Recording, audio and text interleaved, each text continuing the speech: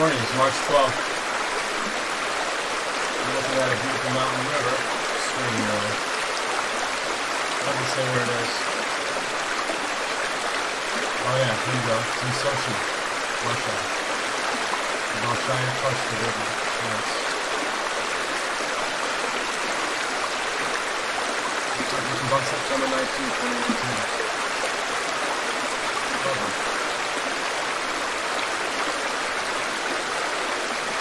Get into it in 1 minute.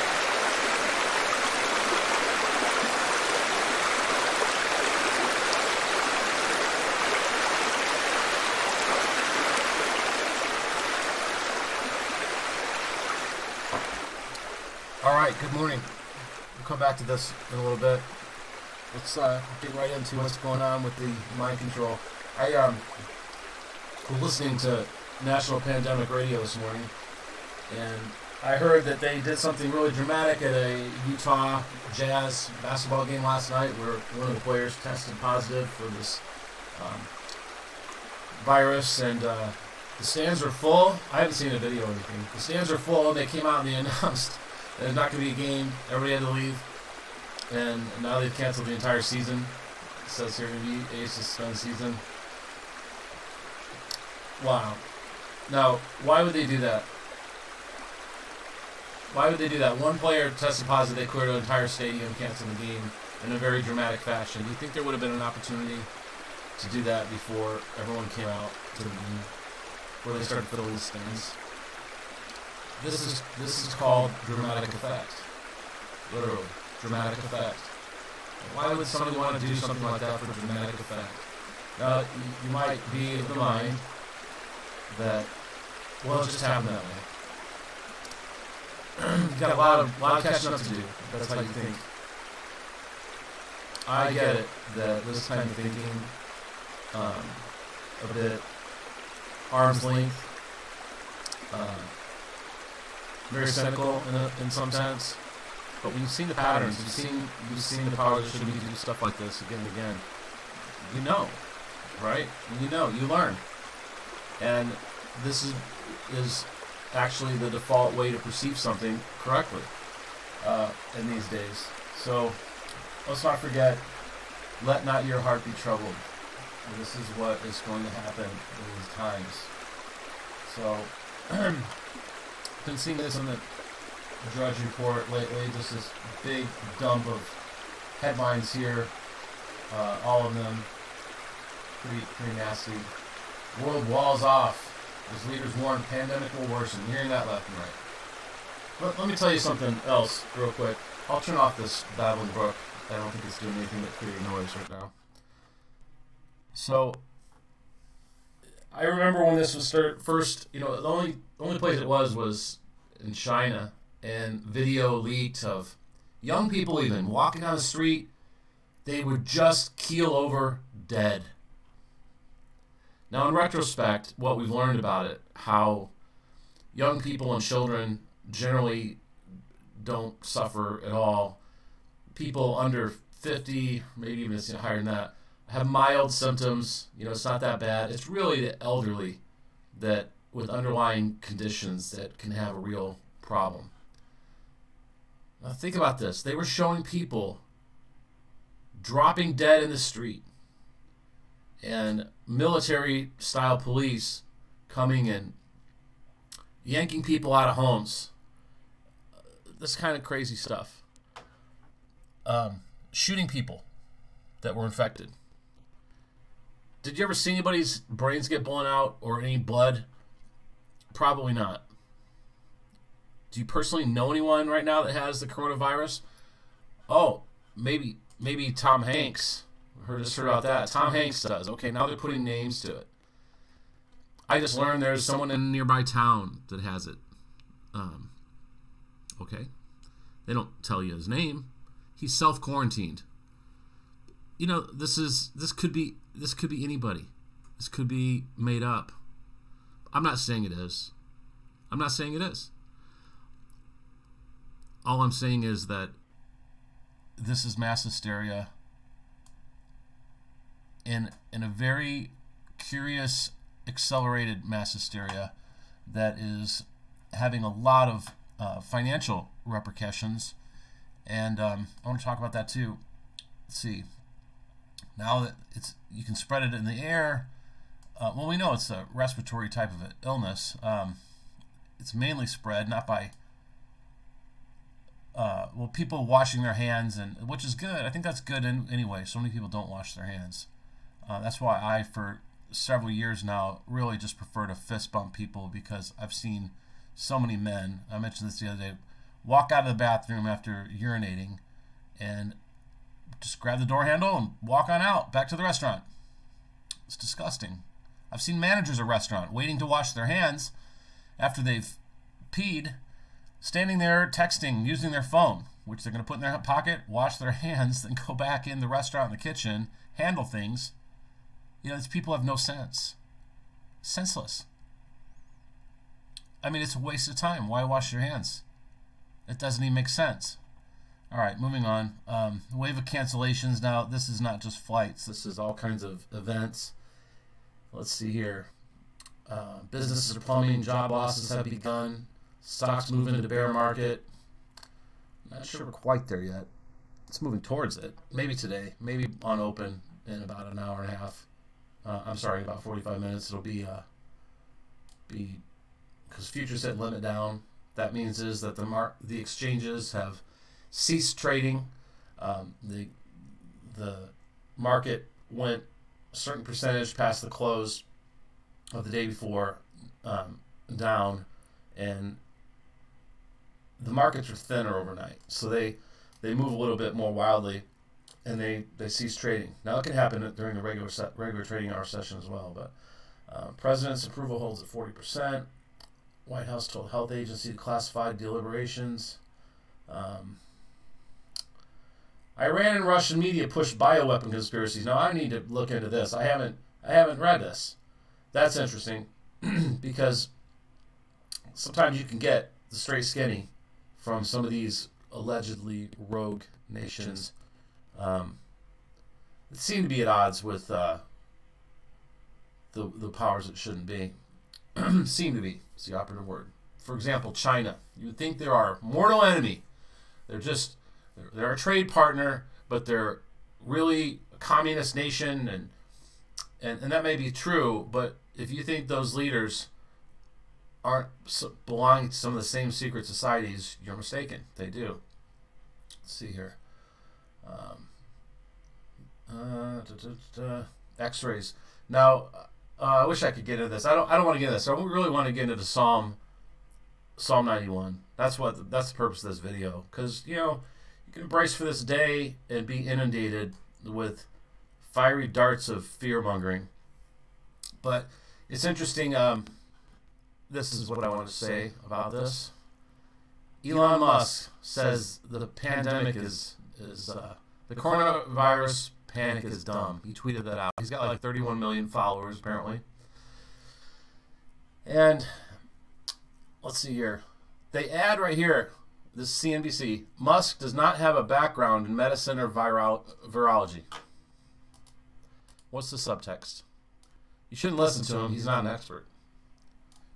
What's another aspect? What's the inverse of that? If someone's an expert, you need to listen to them. So when they have all these heads, like this top health official here, said worse is yet to come. Look at that face. You need to listen to him because he's an expert, allegedly. Well, Bible say that he's given us a sound mind. And people who just rely on what the experts say are under mind control. I'll give you a for instance. Many people go to their doctor, whatever the doctor says, the protocols, the prescriptions, the way to treat something, that's what they do. They don't question things. They would never dare challenge the doctor because he has a degree.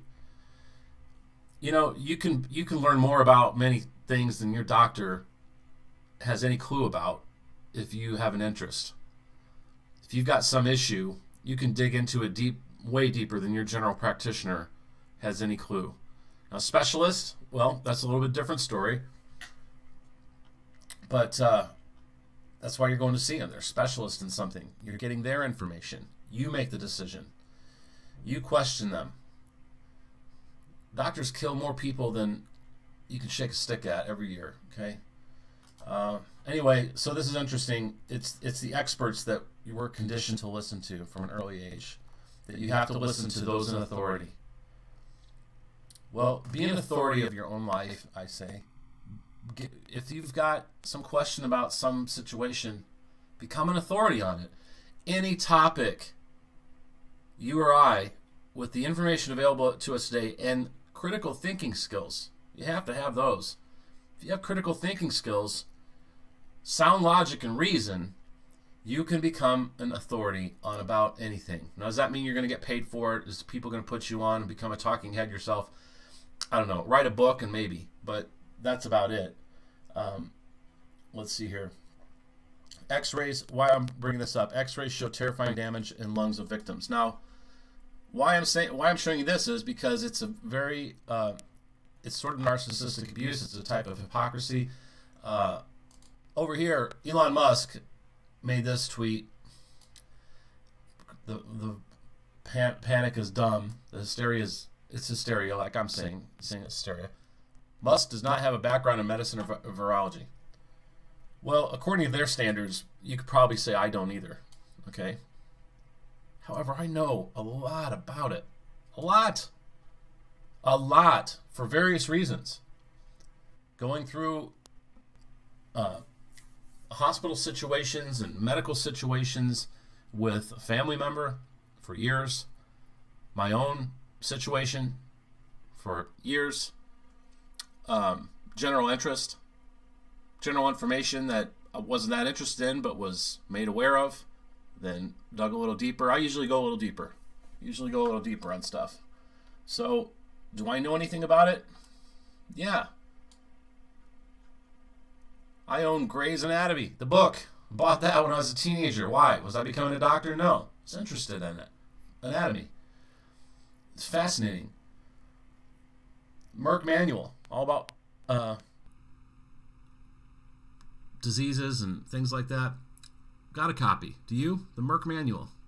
Let's look that up. Show you what that is. I don't know where my copy is at the moment. What's my point? Whoops, not Manuel. Manual. Let's see here.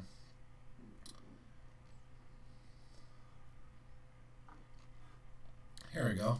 Merck Manual of Diagnosis and Therapy.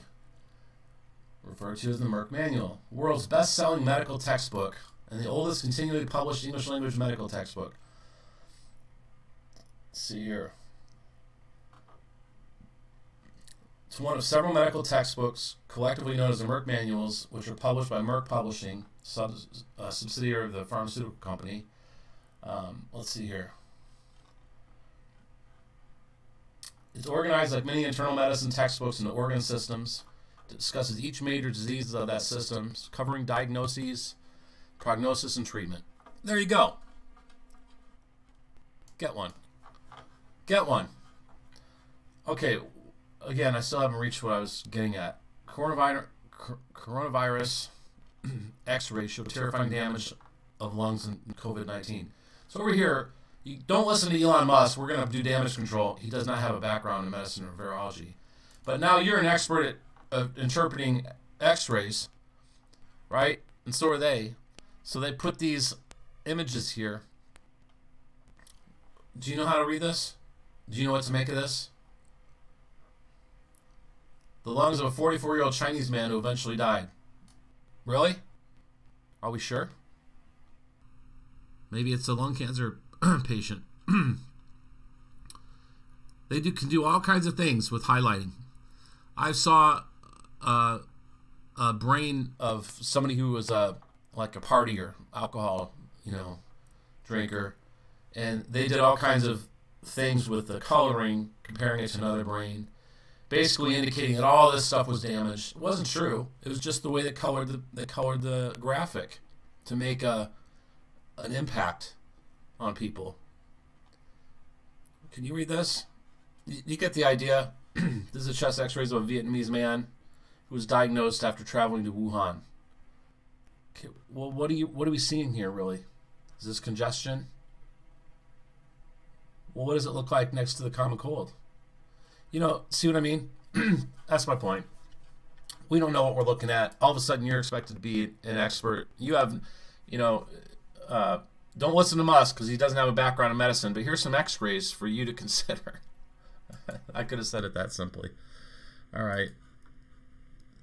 Such a crazy world that we're, you know, they think we're stupid.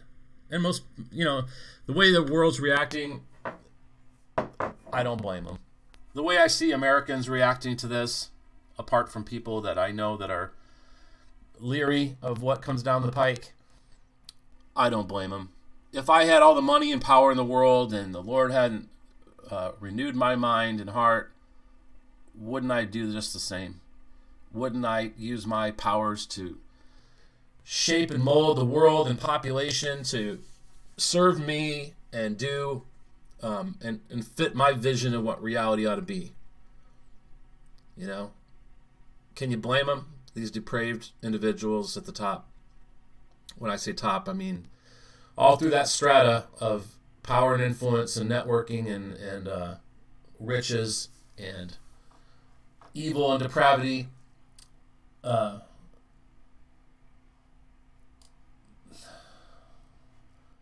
Lost my train of thought. Doesn't matter.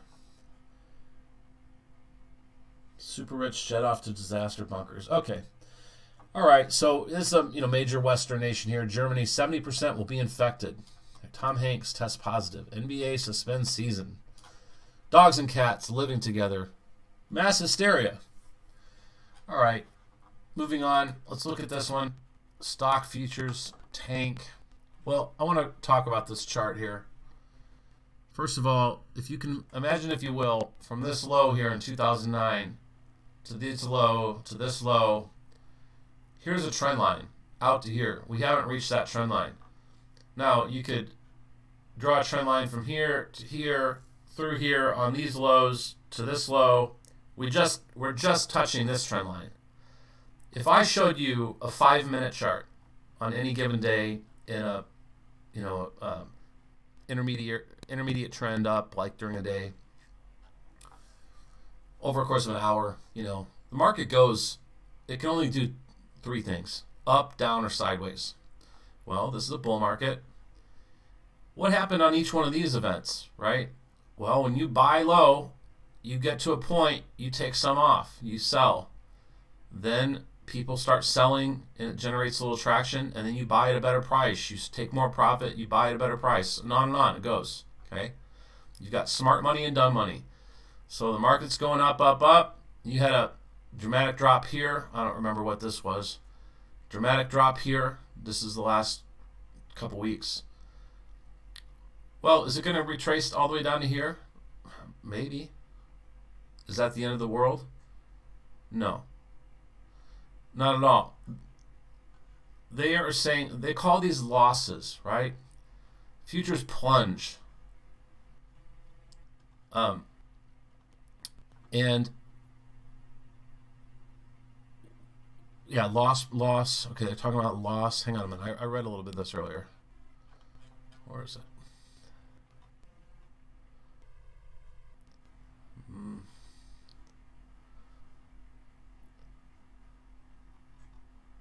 Wow, I read a lot of it, I guess.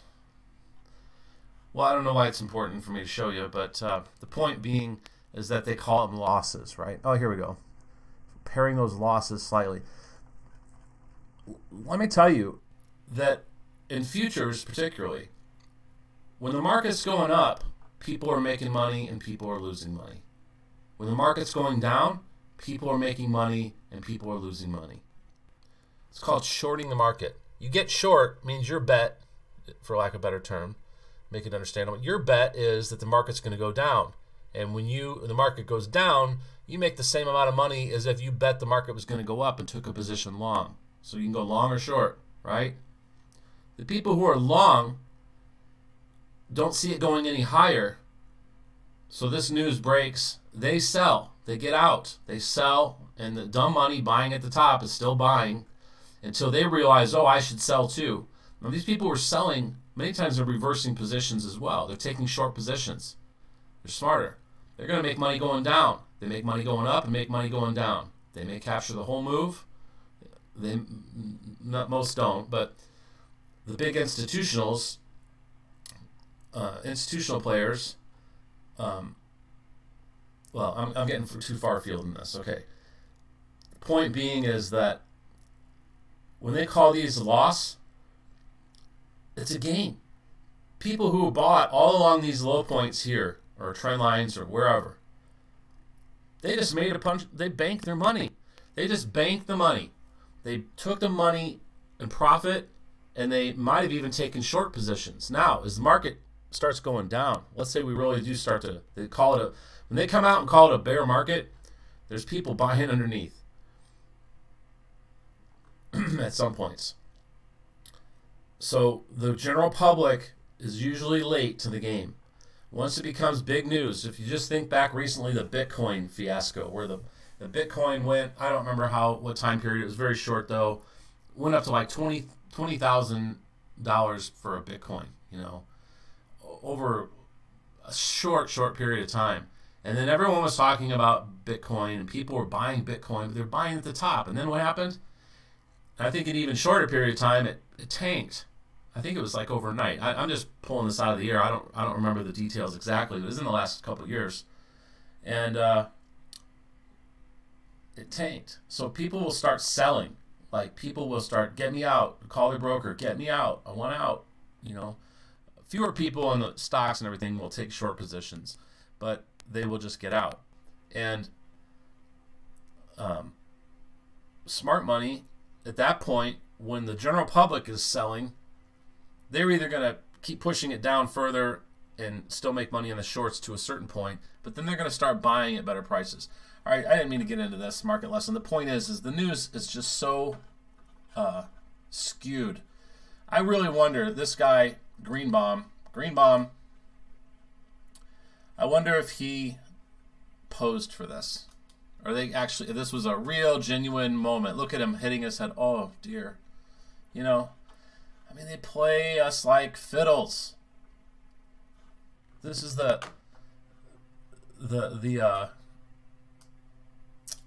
just a minute. Look at this guy. Go watch a comedy special, dude. Okay, so Elon Musk talked about that. I saw this guy on a clip of him on the Joe Rogan Experience. He said the exact same thing. This isn't a coronavirus winter. We're in the first week. You know, he sounded like a legitimate person who knows what he's talking about, but you know, I don't know. Now he's showing up here on the national forums. What to say about that? He's basically saying that it's just the beginning. It's going to get worse and worse. Well, you know, it might. If this is actually a real deal virus, if people really do get sick, like with flu-like symptoms, people will die. People die of the flu every year. It's basically another flu, and the reason it's so bad is because that's what they're saying about it. It's so bad. And they don't have any real way to combat it, they say. Okay. Let's move on. Here's our let me give you something to look at here. I'll put on a little noise. Don't you feel better about everything now that we've listened to what they have to say to us today? Powers it shouldn't be. You know? Just close this nonsense here.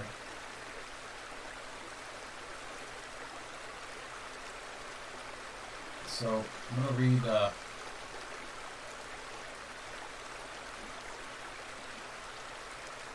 Psalm 91, because that's where your head needs to be, man.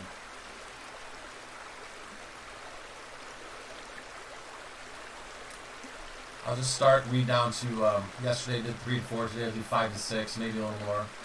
He that dwells in the secret place of the Most High shall abide under the shadow of the Almighty. I will say of the Lord, He is my refuge and my fortress, and my God, in Him will I trust.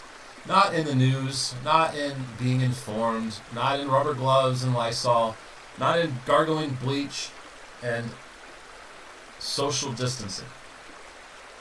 The Lord is my refuge and my fortress. He surely Surely he shall deliver thee from the snare of the fowler and from the noisome pestilence. We just listened to the noise a minute ago. And I don't mean me. I mean what we're reading there. He shall cover thee with his feathers, and under his wings shalt thou trust. His truth shall be your shield and buckler. So, I hope that you are picking up what I'm laying down here, that in God we trust. We should trust. And his truth shall be the shield and buckler. What is this truth? His truth is that you have been given a sound mind. His truth is that he will defend you. His truth is that you do not need to be afraid of the terror by night or the arrow that flies by day, nor for the pestilence that walks in the darkness, nor for the destruction that wastes at the noonday hour. That's the truth.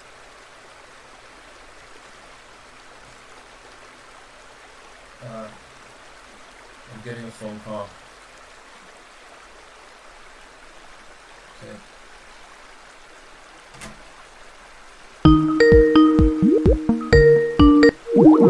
Okay. I'll have to call them back. So, let's get on to what Charles Spurgeon has to say about all this. And it is wonderful. And we're going to look at the wonders on it now. Yesterday did 3 and 4. Okay, so we're on thou shalt not be afraid for the terror by night. Such frail creatures are we that both by night and by day we are in danger. And so sinful are we that in either season we may be readily carried away by fear. The promise before us secures the favorite of heaven, both from danger and from the fear of it. Night is the congenial hour of horrors, when alarms walk abroad like beasts of prey, or ghouls from among the tombs. Our fears turn the sweet season of repose into one of dread. And though angels are abroad and fill our chambers, we dream of demons and dire visitants from hell. Blessed is that communion with God which renders us impervious to midnight frights and horrors born of darkness. Not to be afraid is in itself an unspeakable blessing. See, do I sound afraid? Now, I'm going to be traveling in international situations several times this next month. Oh, does it cross my mind? Oh, will I get sick? I'd be lying to you if I said it never enters my mind. It doesn't find purchase there. I'm not afraid. And that's an unspeakable blessing. There are some people that can't help but be afraid. They're listening to everything they can get their hands on. They're trying to tabulate things they're doing what they need to be doing. How alarmed should they be? A lot of people listen to things just to wonder how upset they should be. Well, I don't want to live that way. I don't want to die that way. Right? Not to be afraid is in itself an unspeakable blessing, since for every suffering which we endure from real injury, we are tormented by 1,000 griefs which arise from fear only. Yeah, what's it said? A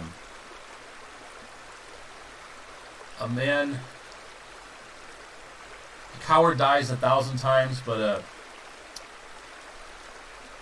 something only once. I don't remember how it goes. I'll have to look that up later, but you probably heard it. Somebody who's afraid dies 1,000 deaths, whereas someone who's not maybe dies only once. Okay.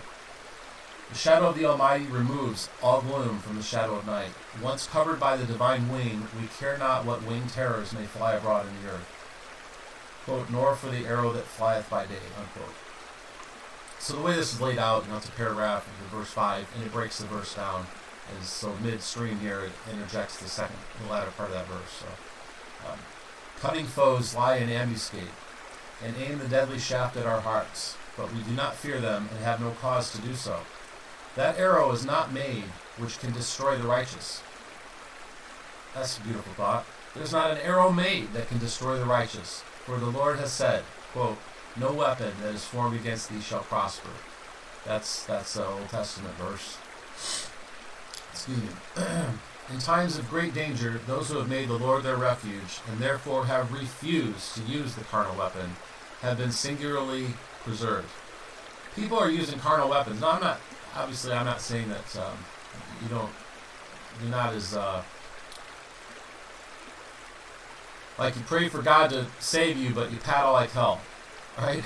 That's what I'm trying to say. It doesn't mean you just sit there. We all know the story, I would hope, about the guy who was on his roof. The floodwaters were rising on top of the roof, and he refused to be removed and evacuated. And then he died, and when he stood before the Lord, he's like, Lord, why didn't you save me? And he said, well, I sent the guys in canoes, I sent the helicopter, but he refused to leave. So, anyway. The annals of the Quakers bear good evidence to this. Well, I don't know enough about the Quakers. Yet probably the main thought is that from the cowardly attacks of crafty malice, those who walk by faith shall be protected. From cunning heresies they shall be preserved, and in sudden temptations they shall be secured from harm. Day has its perils as well as night. Arrows more deadly than those poisoned by the Indian are flying noiselessly through the air, and we shall be their victims unless we find both shield and buckler in our God. Oh, believer. See, if you're not a believer, this doesn't apply to you. You got to believe it to receive it. And just make up your mind to believe. I'm going to believe it. And when you believe something, you'll experience the effect. You'll experience it. There's something to this, okay? You have to examine yourself. Am I in the faith? Do I believe this? Do I really believe it? O believer, dwell under the shadow of the Lord, and none of the archers shall destroy you. They may shoot at you and wound you grievously, but your bow shall abide in strength. When Satan's quiver shall be empty, you shall remain uninjured by his craft and cruelty. Yes, his broken darts shall be to you as trophies of the truth and power of the Lord your God. I can say, that's beautiful. I've never read that before here. I can tell you, I have a couple of trophies for the power. Now, I guess I don't put them on the shelf and look at them enough, because I certainly have to learn these lessons over and over again myself. But there are a few things I've been through where the Lord showed me his truth and his power. And those things that threatened to destroy me lie broken on the ground. Praise the Lord. Alright, verse 6. Nor for the pestilence that walks in the darkness. Here we go now. That's what's going on. It is shrouded in mystery as to its cause and cure. It marches on, unseen of men, slaying with hidden weapons, like an enemy stabbing in the dark. Yet those who dwell in God are not afraid of it. Man, are you afraid of this coronavirus bullshit? Okay? Don't be. Will you get sick? I don't know, maybe, but guess what? The Lord will deliver you out of that. You might get sick. You might have to rest a bit. Okay? Don't be afraid of it. But those who dwell in God are not afraid of it. Nothing is more alarming than the assassin's plot, for he may at any moment steal in upon a man and lay him low at a stroke. And such is the plague in the days of its power. None can promise themselves freedom from it for an hour in any place in the infected city. It enters a house, men know not how, and its very breath is mortal. Yet those choice souls who dwell in God shall live above fear in the most plague-stricken places. They shall not be afraid of the plagues which in the darkness walk, nor for the destruction that wastes at the noonday. I'm going to read that again, man. Nothing is more alarming than the assassin's plot, for he may at any moment steal in upon a man and lay him low at a stroke. And such is the plague, and such is the coronavirus outbreak in the days of its power. None can promise themselves they won't get sick for an hour in any place in the infected cities. It enters our houses and our bodies. Men don't know exactly how, and its very breath is mortal. And it's going to affect our bodies. Yet those choice souls who dwell in God shall live above fear in the most plague-stricken of places. They shall not be afraid of the plagues which in the darkness walk. Now let me tell you something. I forgot to do a little homework here. I was thinking about it yesterday. Charles Spurgeon was an English preacher, pastor, writer, a lot of things. Amazing. And he lived during a time, I believe there was a plague, Black Plague, where they're bring out your dead. They're hauling people out in carts. As far as I know, he didn't succumb to this or get sick. He visited many people upon their deathbeds, sick. I think with the plague, with the Black Plague. I gotta look it up, make sure the timeline's right, but I'm pretty sure, and I'm recalling from years ago reading about it, he was in London, people were decimated, and he attended to many of those families and many people dying, and think about it, people in the hospital, are the doctors, are they all getting sick? No. Why not? Alright. Nor for the destruction of waste of noonday. Famine may starve, or bloody war devour. Earthquakes may overturn, and tempest may smite. But amid all, the man or woman who has sought the mercy seat, and is sheltered beneath the wings which overshadow it, shall abide in perfect peace. Bible say, he will keep him in perfect peace who keeps his mind on him. Right? So that's what we're doing this morning, getting, at least me anyway, I'm trying, maybe nobody's listening, I'm getting my head straight. Right? Days of horror and nights of terror are for other men. His days are her days. See what I did there? I'm all inclusive. Days of horror and nights of terror are for other men and women. But his or her days and nights are alike spent with God, and therefore pass away in sacred quiet.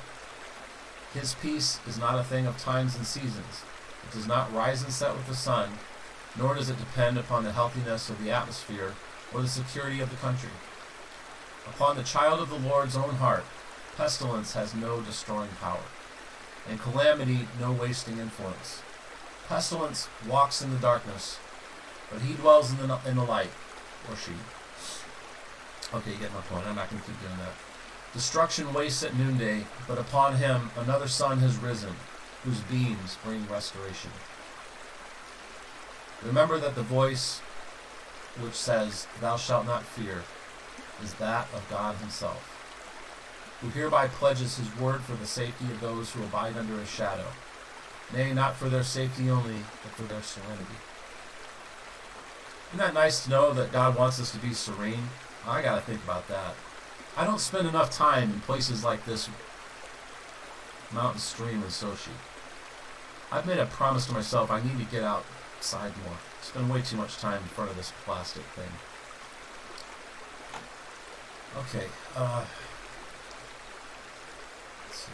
So far shall they be from being injured, that they shall not even be made to fear the ills which are around them, since the Lord protects them. Well, I hope I'm in that zone right now. I think I am. I did have a few thoughts, knowing my future travels, that it's going to be more and more. It's going to exponentiate, right? And will I be around? I probably already have been. I recently was traveling, and I got a little sick. First couple of days I was back.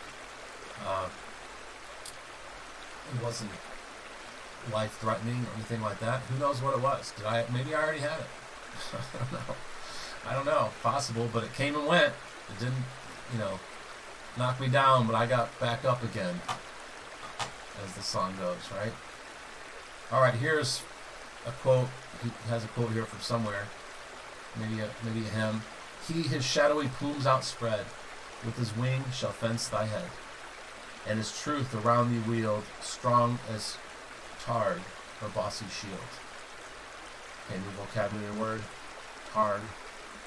Targe. Naught shall strike thee with dismay, fear by night, nor shaft by day. Well, more of the same, right? It's good stuff, but more of the same in fanciful, old-timey language. Alright, tomorrow we'll do 7 and 8. 1,000 shall fall at thy right side. Excuse me. 1,000 shall fall at thy side, and 10,000 at thy right hand. Only with your eyes shall you behold and see the reward of the wicked. And we'll cover those tomorrow. There's not that much more, but videos I gotta get on, and so do you. Hope you enjoyed it. And I've left the title here in case you wanted to Bookmark this for yourself.